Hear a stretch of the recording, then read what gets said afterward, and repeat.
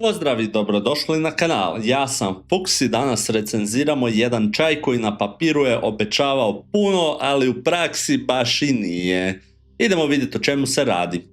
Prije nego počnemo, vjerojatno se pitate di sam bio 2 tjedna, di su ovi čaj reviewovi, šta je to sve stalo itd. itd.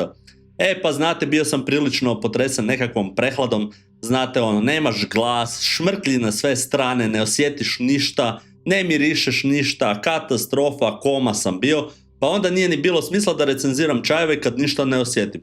No evo, sve je to prošlo i vrijeme je za big povratak.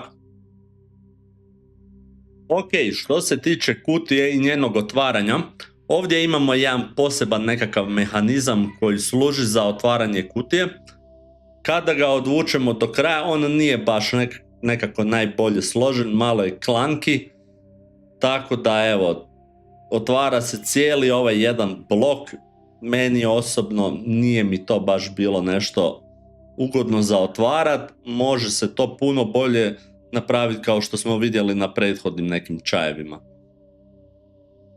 Ok, kada ovaj mehanizam skinemo, tada otvaramo znači gornji poklopac i unutra vidimo zapravo svih 20 vrećica čajeva.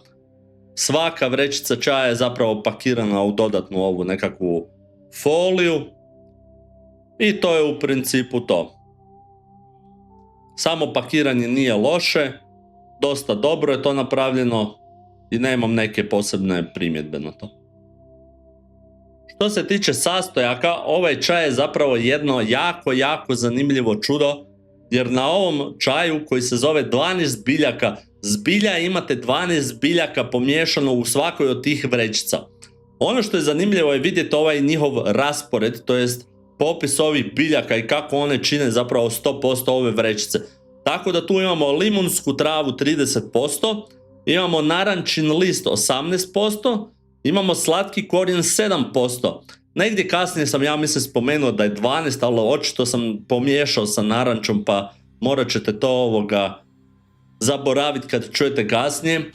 Imamo ovdje znači još i bosiljak, što je iznenađujuće, cimet, džumbir, kamilica, pa zatim imamo klasastu metvicu, kupinu, maslinu, matičnjak i paprenu metvicu. Dakle, imamo dvije metvice, klasastu i paprenu, koje zajedno daju 10%. I svega ovog ostalog što sam nabrojao po 5%. Znači, ovaj čaj bi trebao biti nekakva zbilja top vitaminska i zdrava bomba. A na kraju, kažem, pogledajte ostatak reviewa i vidjet ćete da zapravo taj čaj je mišung svega, a na kraju ispada da nije baš nešto.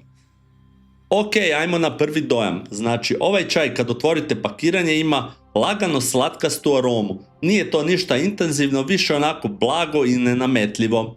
Sama vrećica nema nekih jakih mirisa, što je već malo zanimljivo s obzirom na sastojke koji su ovdje navedeni.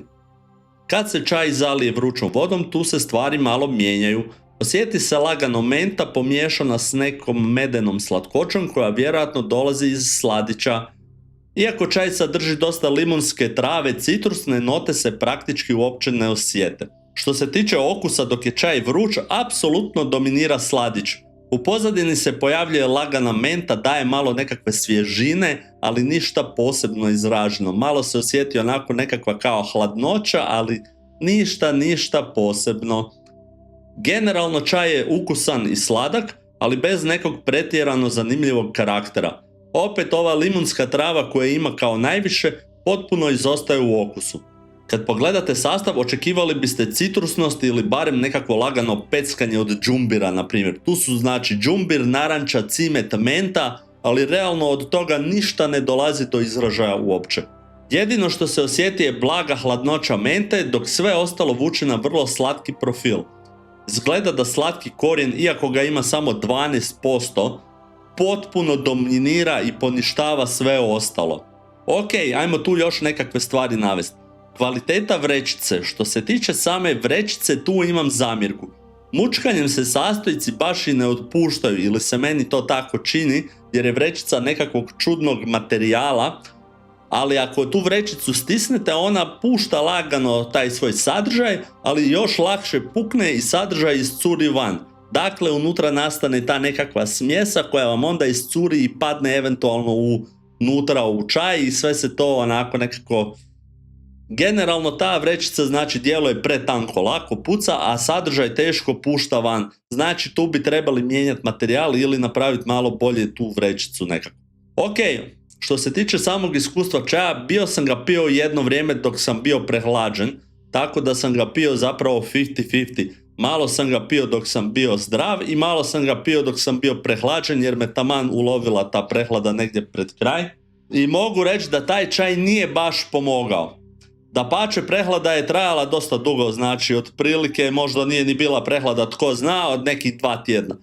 S druge strane, taj čaj daje nekakvu umirenost, znači vjerojatno zbog malo te kamilice i matičnjaka, iako ih nema puno, on vas malo onako smiruje, možda smiruje i grlo malo i to je to. Ono što je dodatno zanimljivo je na pakiranju piše odabrale mame. Iskreno, svi proizvodi koje sam probao s tim natpisom odabrale mame ispali su prilično meh. Znači evo, to je neka zanimljivost koju sam primijetio i taj odabrale mame žig vam zapravo ne govori puno.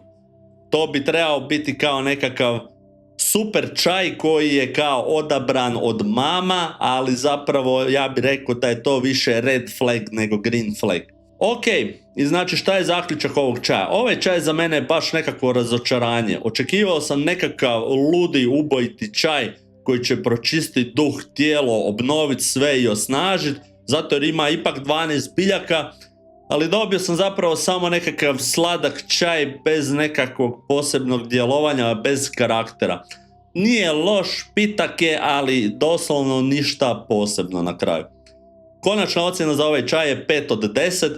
Iskreno dobiva tih 5 jer volim slatko i to je u principu to. Evo i to bi bilo to. Moram napomenuti kako sad idu praznici pa vjerojatno neće biti 2 tjedna opet čaj reviewa, ali čim se nakon toga vratimo krećemo žestoko i jako. Hvala svima na praćenju i do sljedeći put.